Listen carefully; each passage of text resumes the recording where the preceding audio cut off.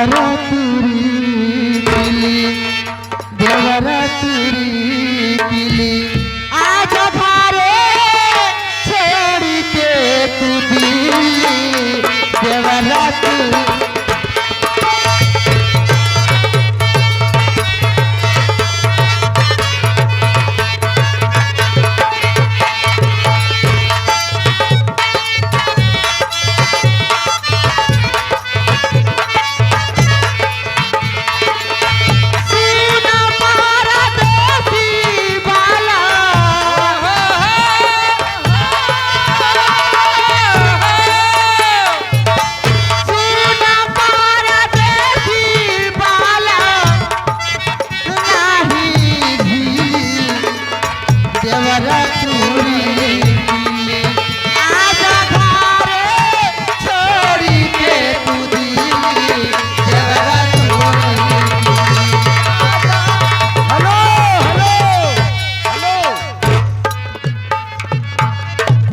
आगे सोनू भैया प्रधान पद प्रत्याशी अब की 2026 के लिए हैं तैयारी में। सोनू भैया की तरफ से 21 रुपए का पुरस्कार।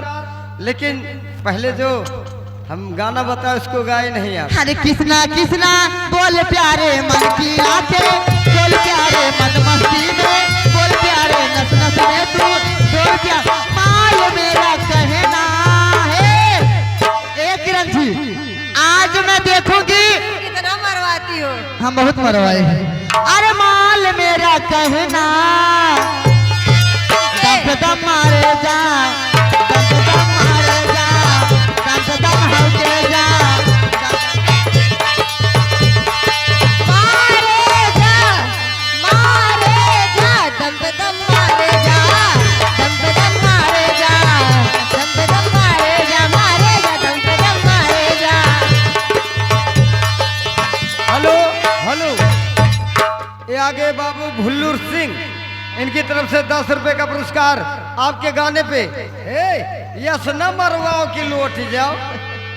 हमारी तरफ से लाख लाख बधाई धन्यवाद आपके भैया गोड़ोते कला हे हर मानव की हंसी लेके मस्त जवानी आए गुरु ना हमारा जी घबराए सारी उम्र पछताए।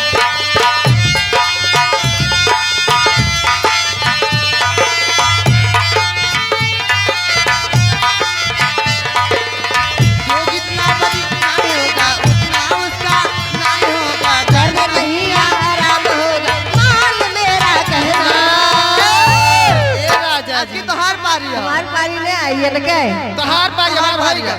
अरे दम पे दम मारे जा दम पे दम